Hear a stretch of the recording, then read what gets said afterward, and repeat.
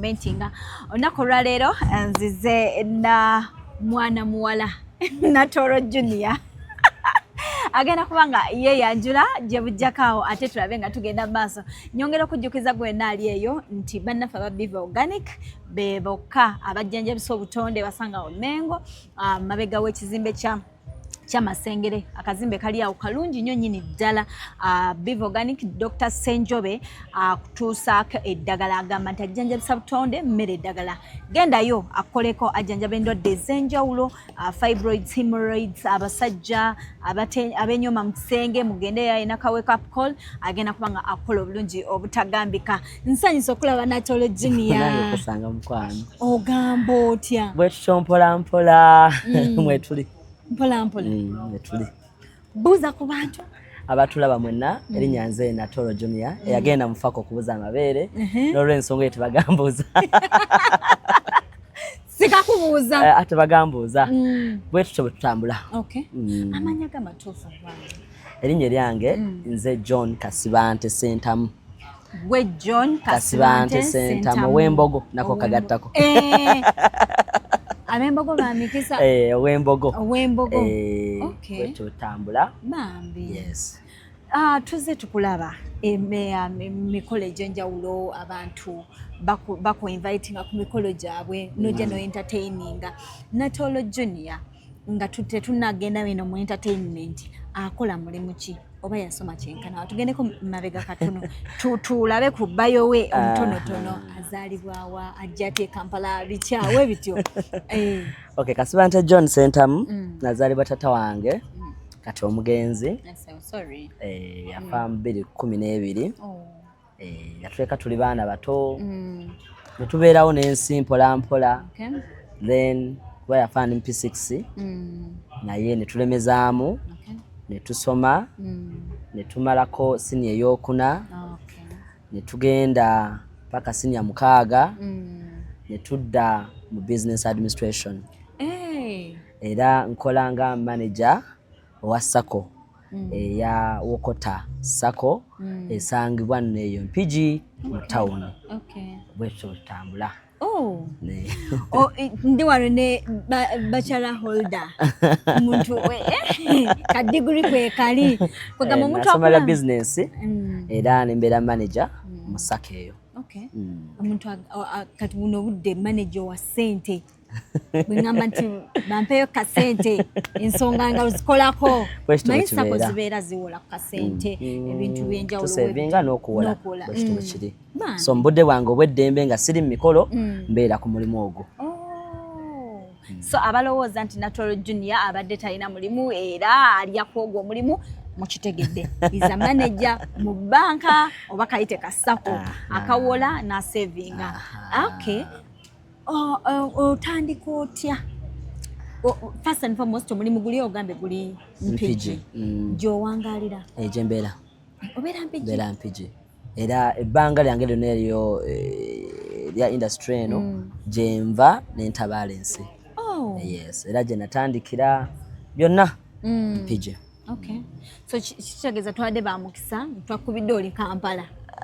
Nedda Mpigi tu Kampala. It is kumpi nnyo. Kumpi nnyo. Okay. Okeera otya ku makya n'ogamba nti kaakati in all things bye tuyinza okukola mu industry muno no sporting ogamba nti kangende nyimbe nga ku mikolo namayiminga ennyimba zino kyajja kitya? How did you get it? Oyina gwe walabirako nsonga ziri zitya? Ekituufu sina gwe nalabirako naye oluvannyuma lw'okulemererwa ensi nga bwe nkugambye nti taata wange yafa tuli baana bato.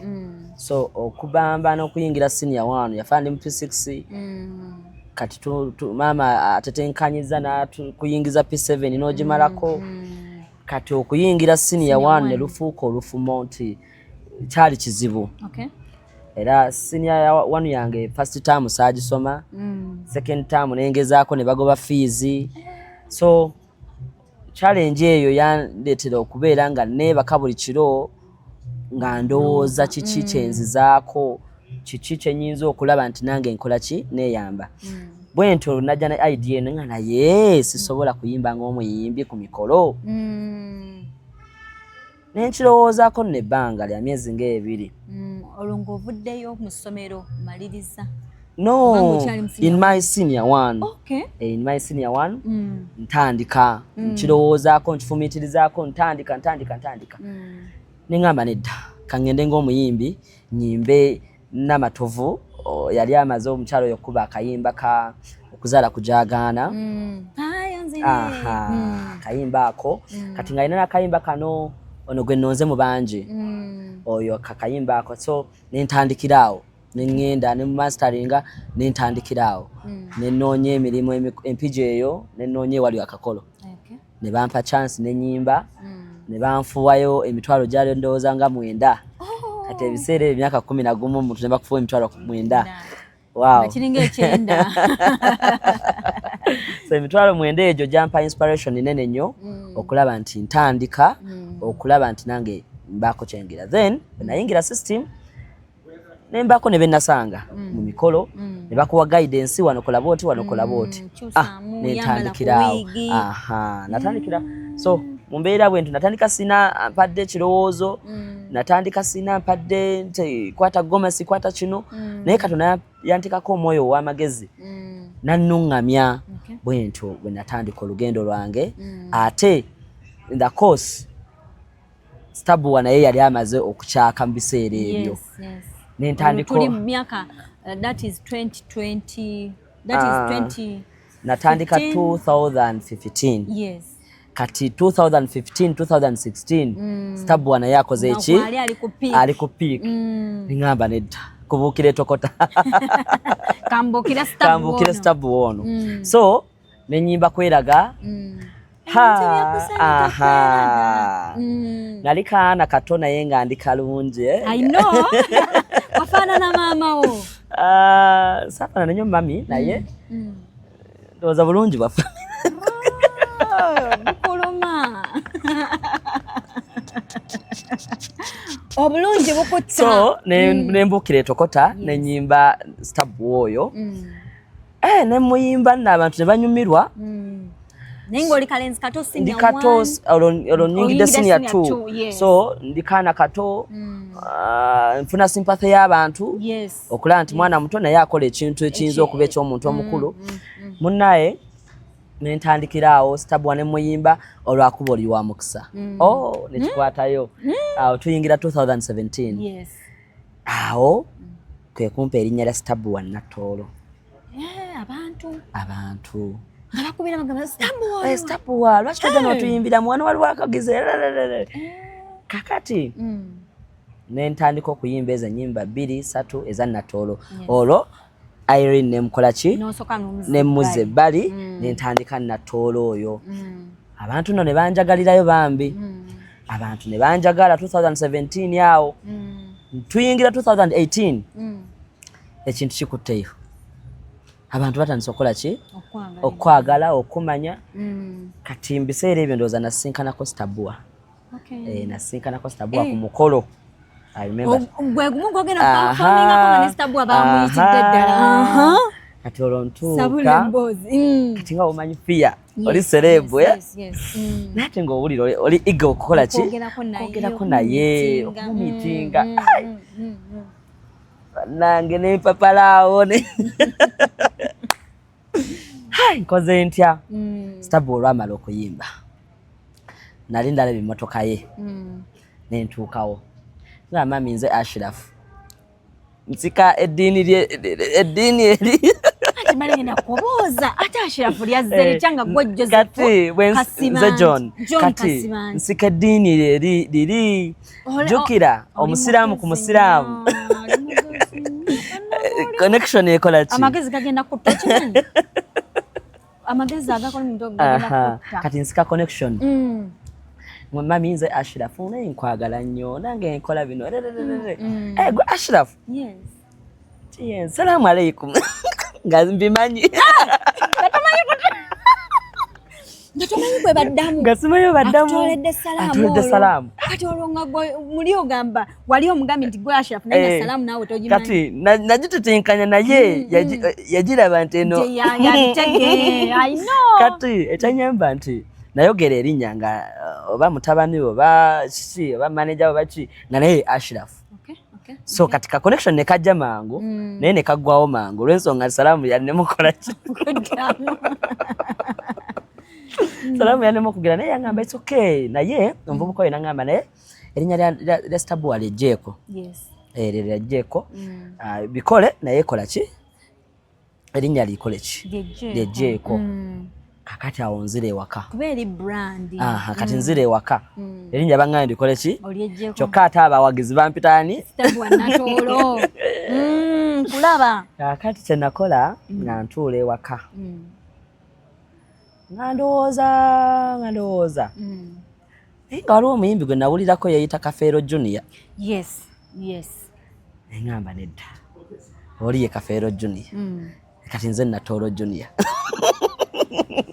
Amagezi gali ge nagambye kati nze Natoolo Junior.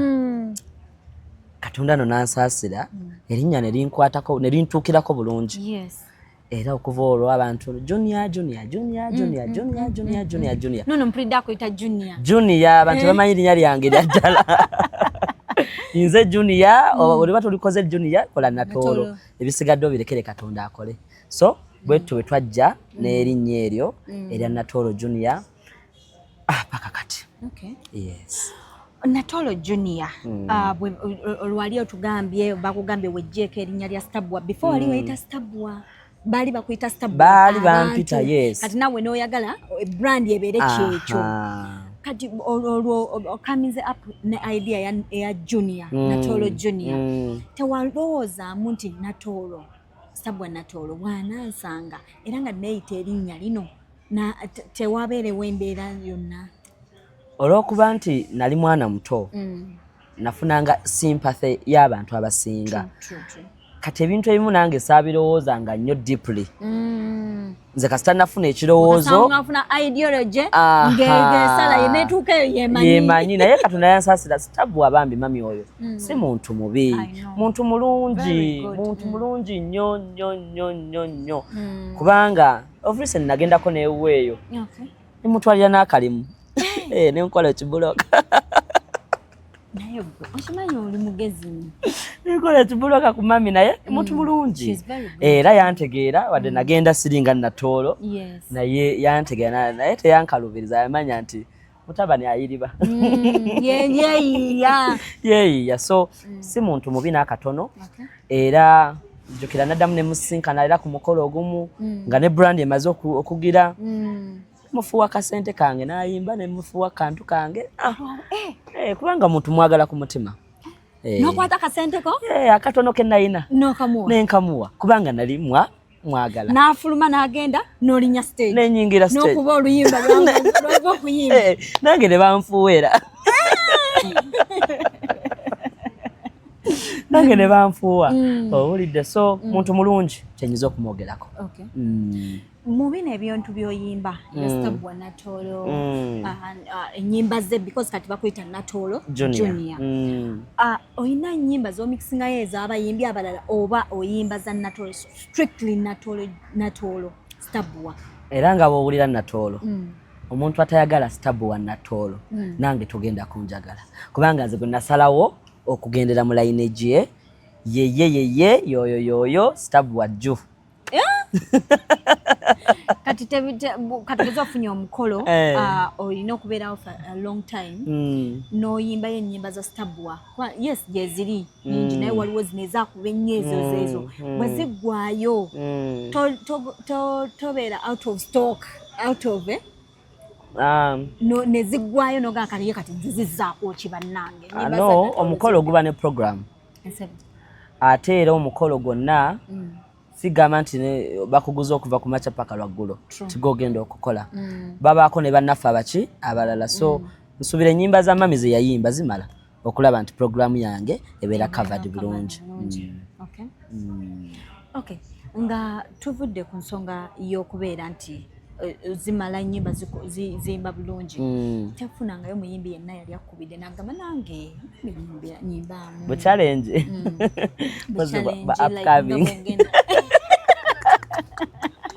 upcoming be baagala upcoming ebbina lyange libakuba so ne baagala tuzanyiremuko bunyimba zaabwe naye nasalawo Stabua era ne brand ey'emyaka gye mmaze mbadde ntambulira mu ye so sirowooza nti nnyinza okugattika ennyama ate n'enkoko nasalawo tugendera awo ennyama eriwo n'enkoko eriwo badaki Natoolo Junior weekoze bintu onootera tugamba byenda n'ebyennyanja bino tebigenda kukola so bwekito bwe kiri ku mami kwetava so ensonga ey'okubeera nga abayimbi abalala tobayimba baani oyinayo omuyimbi omulala gwewendyegombye nogamba singa ekyannatoolo kiba kiganye oba kale singa kyali kiganye nga kigenze mu maaso nekipasisitinga ne bakikulemesa muyimbi kyawo gwe wandyagadde balina bangi Mary Batabani ani gwe wandyagadde awo vibe yani gy'oyinaawo yandiyingiddewo awo n'ofitinga in case singa ekyoli kyali kiganye oba singa kigaana manyi ebintu bikyuka twalaba wano Paul Kafel era waliwo abaakusinga okubamu ku baana be baakusinga abantu abaddemu nnyimbi you understand so singa kikeera ku makya kintu kino ne kigaanira ddala naye ng'ate gwe kyogize muyimbi kyawo gw'oyinza okwetuuma n'ogamba nti kati zino ennyumba nazo nzimanyi ez'oyo kyemanyi sigenda kufeera mu bino ebintu olowooza kiddako kiveemu kyemmanyi nti tukula waliwo ekiseera ekigenda okutuuka nga tokyasobola kwambala nga bwe nyambadde nga okuze nga tokyasobola kubikola so nsuubira nti wendiba sikyasobola kubikola ate mu industry gye ndimu ey'emikolo nina byenzimba mu byo nga si bino so nina byenzimba mu byo nsuubira ekya mami Stabua ekirigaana ekya Natoolo Junior nga kigaanye luba lugendo luwanvu nnyo ate okuddamu okukola brand endala okutuula mu nki y'omulala yes naye oba ogamba nti omuntu gwe neegomba nti kale gwe mba njagala ku mutima nga si kumukola kuyimba ye kale abalala b'oyinayo oba ogamba nti yesenga wange Maureen Nantume oyo mwagala ku mutima naye okugamba nti nkyuse brand ku Stabua kwesitaba so kuba kitwala obudde kitwala obwongo kitwala ebiseera naye wekino kasita Mukama kyakiyambe kikyaliwo ekya Natoolo tujja tugenderawo ekiseera we kiriba kituuse nga tekikyakola nsuubira tujja kuba tuyiyiza ate ebintu ebirala nga si bino yes ekintu kino kimazeemu myaka emeka yes natandika ndi mu senior 1 2014 yes aka tuli myaka nga 12 ndowooza tuyingidde myaka 12 bukyanga tukitandika olugendo lwaffe luno myaka 12 ng'oli mu brand eno nga njiriba brand mwakagiraba naye mbadde eri nga nkola ki nga njiriba okugituusa wano wemukola ki wemugituuze tulaba nno ffe ng'eyakatandika ekituufu era nakatandika tukulaba ng'eyakatandika ng'eyakazimba brand yo kati ogenderawo yes nakatandika kubanga mwakatandika okundaba naye ng'emabega mbaddeyo nga ntetenkanya nga nfumbafumba nga omanyi omwana batandika okufumba mu tokoso tokoso bwaggwako ate n'afumba emmere nejja ne mugirya so kati wano we tuli kale twagala kumanya mu nsonga zino ez'okuyimba challenges kizo z'osanga ku mikolo eyo gye bakuyita biki byolaba n'ogana naye bannange kino nedda kino kyo kisusse nga kyetaaga ne gavumenti ekikwateko at least sorry any challenge gy'olaba mweno brand gye wayingira ey'okuyimba naddala ku mikolo okuyimba in fact okuyimba ng'omukyala ate gwe omusajja yes ng'omusajja ekituufu kiri nti bw'oyambala bw'oti abantu bakulowoozesa nti oli musiyazi definitely abantu bakulowoozesa nti oli musiyazi naye ate nga toli kino tukikola kubanga tunoonya kyakulya tunoonya mmere ya leero naye ng'obulamu bwaffe bwa bulijjo ye challenge esinga obukulu ey'okubiri bakama baffe abamu ne batakusasula bakozi bannaffe ne batukuba ebikono bakozi bannaffe ne batukuba ebikono awo oli n'olaba nga tagenda kwambala gomesi ate n'akulemesa okukola so byebyo ebisinga obukulu kuyita musiyazi bakama baffe obutasasula kasente kaffe bulungi ne bakozi bannaffe tukuba ebikono ze challenge 3 ba government eziyingire musimanyawo bakozi bannaffe abo mwana batu bakubira ddala ebikono abantu abamu si balungi mulimu abalungi tubeebaza naye abantu abamu babi abantu abamu babi nnyo n'olaba nga oli musajja mukulu tagenda kwambala gomasiyo naye ng'agaanye n'agaana okuwa stage olw'ensonga ze z'alina ku mutima wali otuuseeko ku mukolo oli n'agaana okuwa stage n'otambula oba n'agikuwa ekiro ng'omukolo guggwa wangi talina budde wona ng'ayogera byayogera ayogera ebibye ne biggwayo naye ye talina budde bwo obudde obwo obukyabula ogenda kumala eddakiika 15 nnyingi nnyo ziba zitta omukolo ziba zitta omukolo munnaye kati omukolo guba guggwa wali nagamukale jangu ng'abako bagenda jangu oyimbe oba n'olumu obutakuweera ddala tudde bumbuze ngola abadde ayagala fuluma kati olwo okugaana okuwa baba bakusasudde oba ku program bulungi naye ye oli overall w'omukolo aba mwogezi mendi tato wewaka mulimu n'abamu abalina olugezigezi lwawe nga jidde eri kubako naye sebo nga yafuga ali ewaka anti yamuwadde omulimu kati oli bw'agamba nti nedda aba tajja kukuwa olw'ensonga ze kati olwo aba tayingidde mu rights za mugolo ne yakusasudde ssente zo masikeseze abatugula banjawulo oyinza okwesanga nga n'omugole tamanyi nti wendi nga waliwo eyamukoledde ka surprise ke kubanga omukolo it is full of people abantu banjawulo abaagaliza omukolo gwo gube mki mulungi oyinza okwesanga gundi performance yo omugole tagimanyiiko mama omugole tagimanyi senga omugole tagimanyi naye nga sister yakulese sister w'omulenzi ayagala kumuwa surprise okitegeera kati n'otuukirira omwogezi ate ng'omumanyi nnyo mukwano gwo n'agaana nindamu nja kuwa natolotuula awo nja kuwa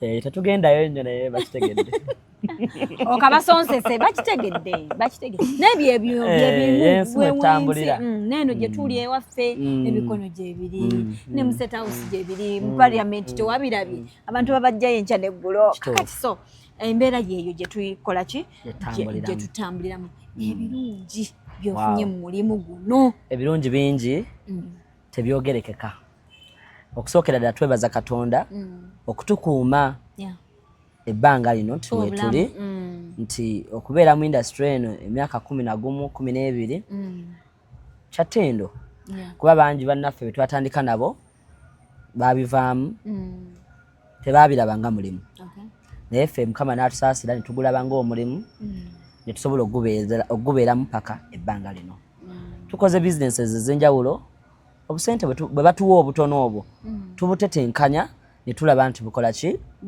abantu baffe abatuli embabega be mutamanyi bamaama baffe mukyala wange omwana wange baganda bange bonna babenefitingamu olw'ensonga nfuna akasente mikwano baganda bange basoma bwenfuna akasente mama wange akanyama akalya mukyala wange tajja kunsaba kagoye nga sikayina kuba akasente nja kuba nkakola ki nkayina mikwano gyange oyinza okuba to benefiting direct naye enkya n'okubira essimu nti mpolaayo ebiri I know so bonna ba benefiting mu mulimu guno kati oyo omuntu agaana natoola okukola bonna oba bakoze eki bonna oba basazeeko so bwekito bwe kiri ebirungi bingi betufunyeemu betajja kuddaana okwogera bayinza ogaana okuddamu okunfuuwa nzojja biŋŋamba Mukama bayinza ogaana okuddamu okunfuuwa naye just know we are good tugufunyeemu omulimu era omulimu guno banaye kwe tutava kubanga gutulabiridde emyaka mingi nga tuli mu ggo ate munange Katonda n'atusaasira abantu ne batwagala ate ne batuwa akasente. Oyogedde ku nsonga ya marriage nti olina mukyala ewaka omukyala ono bino ebintu byokola naddala okubeera bwoti ye tekimu affectinga ng'omukyala nga bwe wagambye nti bakwita omusiyazi biki Is there any day oba any way yali akugambyeko nti nannaye bino tubikomye, enough is enough? Is that? Amanyi bagamba ekijja omanyi kinyaga bitono. Yes, sir. Nze mukyala wange namufuna ndi mugomesi. I was on stage. Nenda bakawala akanyiririra. Nengamba aya basi kamata. Kumukolo. Nenda bakawala. Kali audience. Simanyi butabe kajja. Kali audience ne kanyumira ne kaseka bulungi. Nange ne kanyenyeze bina ne kanyumira ne tutandikira olugendo lwaffe. So tayinaamu wadda enkenyere egamba ebintu biveemu kubanga ebbanga lyonna bye bitulabiridde. Gamba gye wamujja. Gye namujja. Ng'ebbina lye lyamusikiriza. Simanyi babbina lye lyamusikiriza. Simanyi babbina lye lyamusikiriza naye jasino namujja ku mukolo ate nga nyambadde gomasi nali performinga nenda bakawala ne kanyumira. Netandikira awo. Nempe namba. Mugomesi okutte.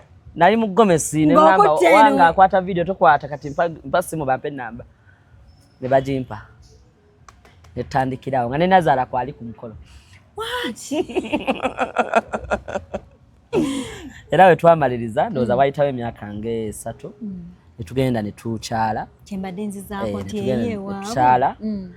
Because yali akyasoma. We yamaliza okusoma. Netugenda ne tukyala. Natuwayo n'omwana omu. That's good. Betwina. Ya family yange eyo nno. Kati mu kukyala wano. Is there anyone yali performing nga like nga gwenga nawo wali oli mukoye amanyi vibe etuuka nekukwata ng'owulira tewafuna mu kinyegenyege kigamba naye lwaki sigenda ne entertaining omukyala wange ku mukolo guno. Yali badde ansanyusa yali badde Mr. Bowa naye mbiseera ebyo nali sisobola kumutuukirira kuba nali nkyalira muto naye inshallah twakyala bukyazi kaakati okwanjula tujja kubayita mwenna ne mami ajja kutuyimbira fena tujja kugwala kadi jinonedi gumamu Nimwa mwaka guno tegugwa kwa mayize si mwaka guno obadde otya nze ndi mukyala ebintu bino njagala byanguwe nedda tumaze mu bufumbo obwo myaka kati 5 so tukyali mu kukola tukyali mu kukola kuba twagendayo nga tuli baana bato twagendayo nga tuli bato why of now nga tufunyeemu ku tooke so mutugumiikirizemu emyaka tujja kubayita emyaka tujja kubayita batyabule embuutu zivuge kyonna tugire bw'abeera ewaka mu biseera bye eby'eddembe ne mukyalawo being nti kati akumanyi do you do something like this no katugeze munyize muno okumuzza no mind nze ndi comedian ngojeko bino I'm a comedian really tukola bino si comedy no comedy so Katonda kule akuwetisa nakuwa obugambo obuli sweet nadda mu mbeera ate omuwabwika smile abakyala tebagala bingi abakyala tebagala bingi just omuwabwika smile nomuletayo kiyogati bulamu butambula ate kikyoba oyagala ekirala nomuzza ku mwana ewaka oyogeranga mwami kino kijjako eno gundi by the way ndi mukambwe nnyo siri nnyo but I'm principled ngojeko character eno gyolaba nesesasesa naye nga ndi mukambwe naturally ndi muka principled thing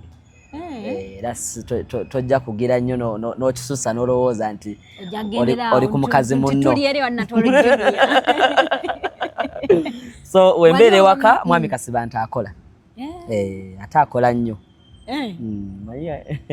abampisi bangu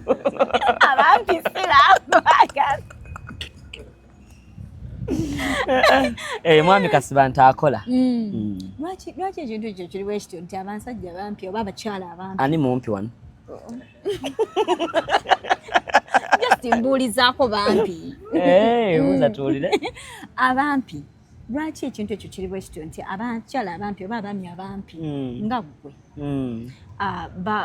bava nnyo mu mbeera balowooza at times baba balina okubeera ne principles ez'amaanyi okulaba nga bo bayitawo. Why is it like kyendowooza nti baba balowooza nti mubanyooma bolowooza naawe baba balowooza baba balowooza nti mubanyooma so okulaga nti waali alina kubeera bw'atyo abalina kubeera bw'atyo otherwise kastanze siri mumpi alhamdulillah toli mumpi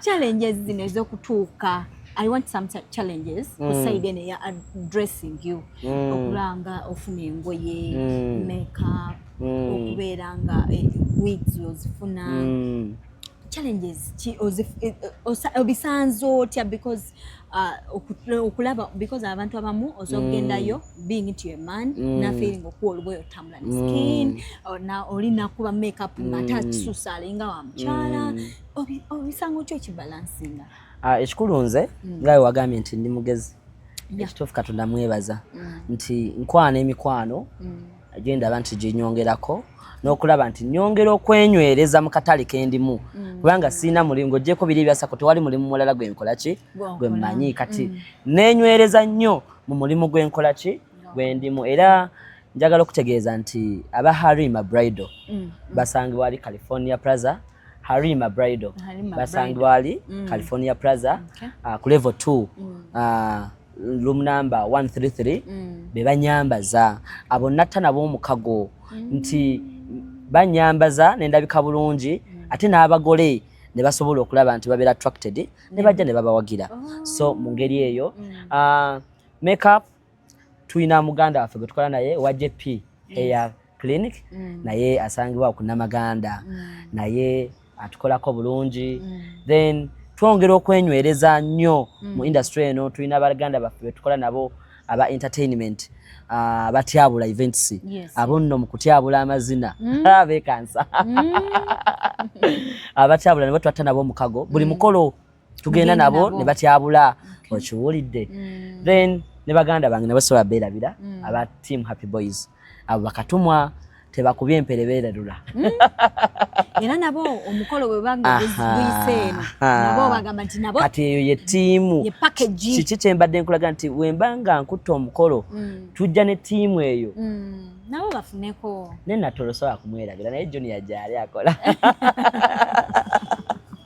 so bwetyo betambula n'abantu abo nti twenywereza mu katale nti n'oba tofunye natoolo tyabula osobola okumufuna n'oba tofunye tyabula aba Bridal osobola okubafuna so buli muntu yenna okulaba nti akatale okwenywerezaamu so kiri kyewagambye nti oba toyimbye natoolo kiki kyoyinza okukola ki okukola ndowooza obwa event planner mbambumazi so wekiri wembanga nina tiimu eyo n'obwa event planner bankoze ki mbambumazi abogezi mbalina bayitirivu naye okuba mentioninga kiyinza okundeetera obuzibu kubanga bangi bonna mikwano gyange ate balungi kati wenagenda nga ngira omukoomu bayinza okunyiiga naye baganda baffe abaliko bonna singa era omugole abazze mu kabokisi kange nga njagala gundi era gundi oyo tukolagana naye kubanga abasinga obungi ndowooza 95% bonna abogezi kolagana nabo bulungi okujjako bali be nayogeddeko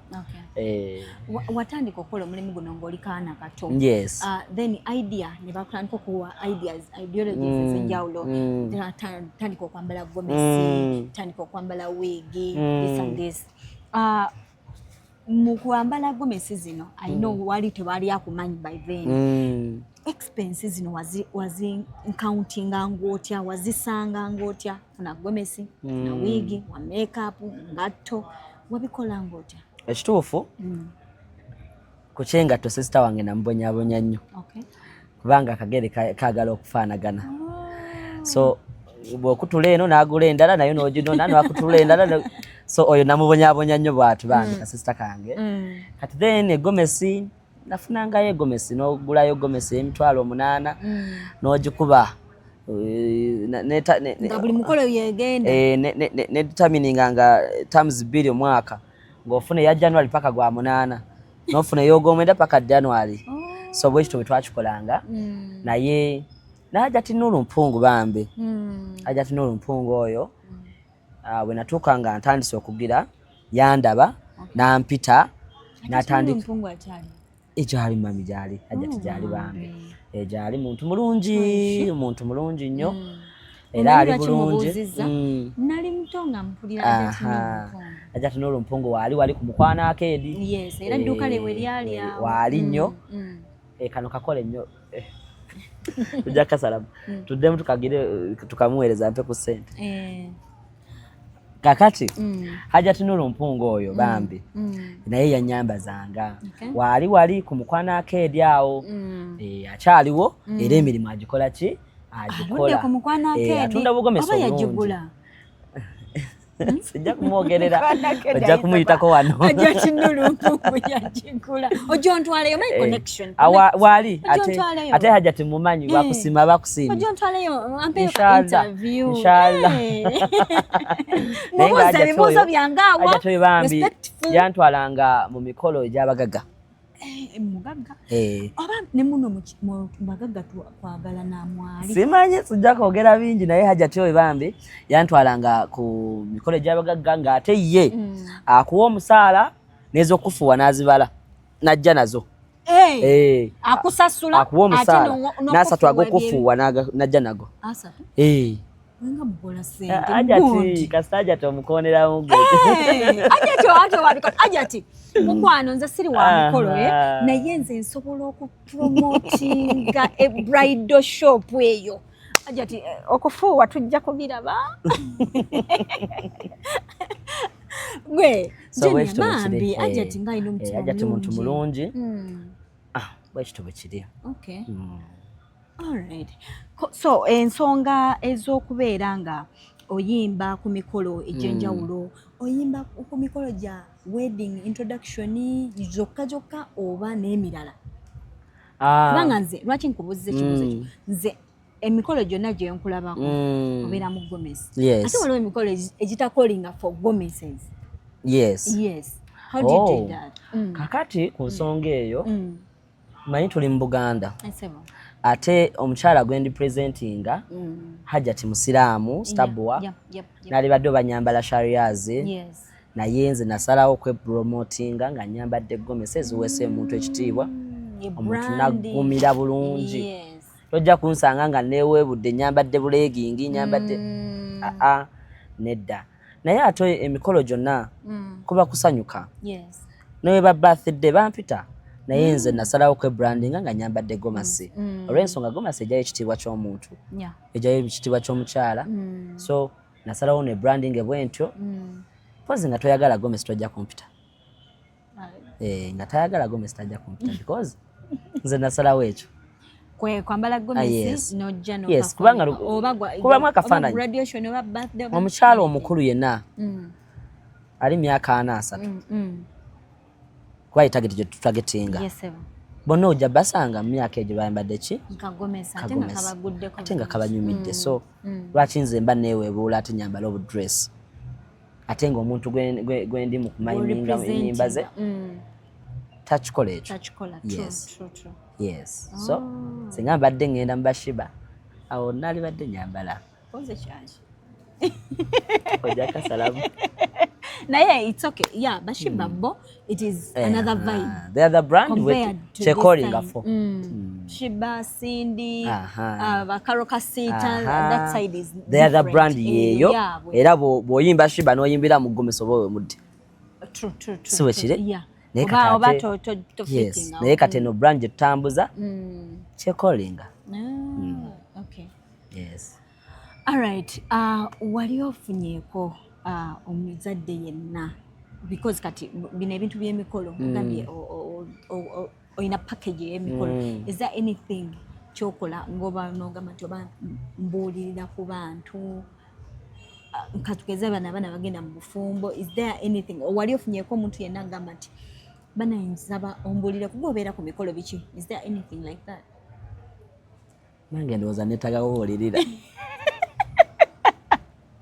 Wetaaga buulirira ove muki? Kuba kakati ekyo nedda saagala kulimba nsi.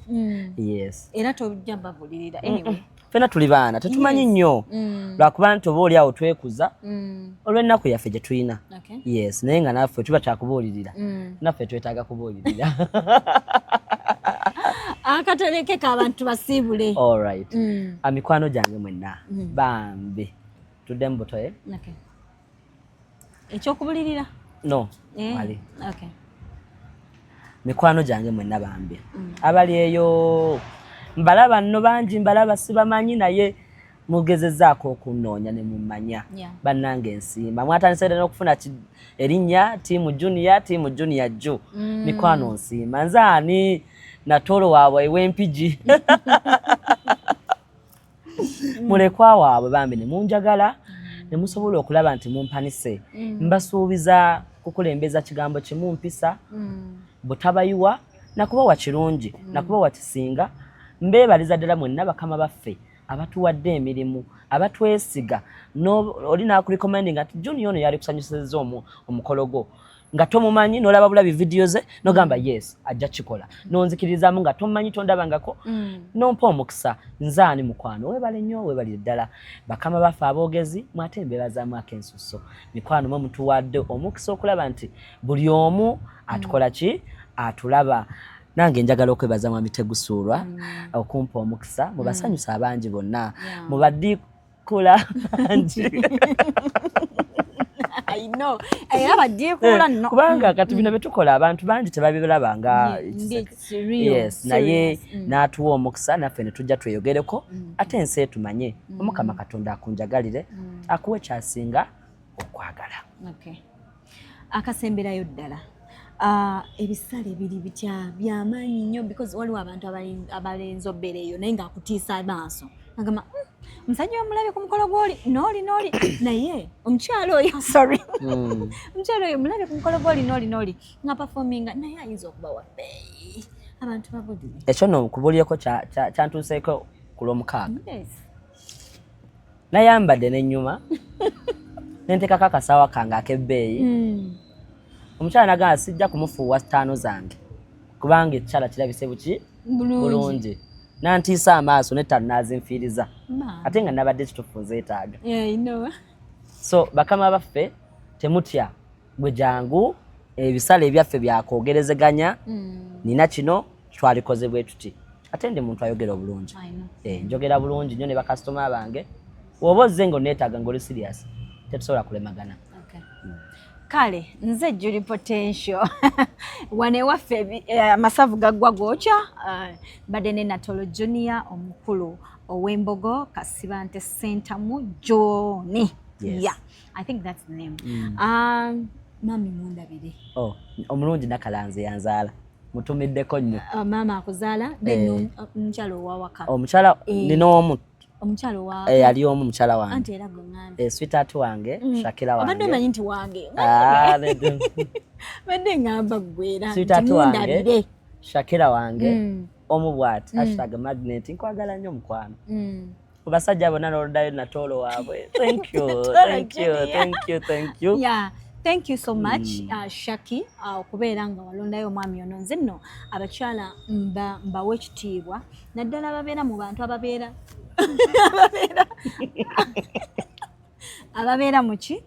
ababeera mu cameras okitegeera. So nze Julie Potential tugenda kubanga tetusukkako wano. Thank you so much webale okujja n'otukyalirako.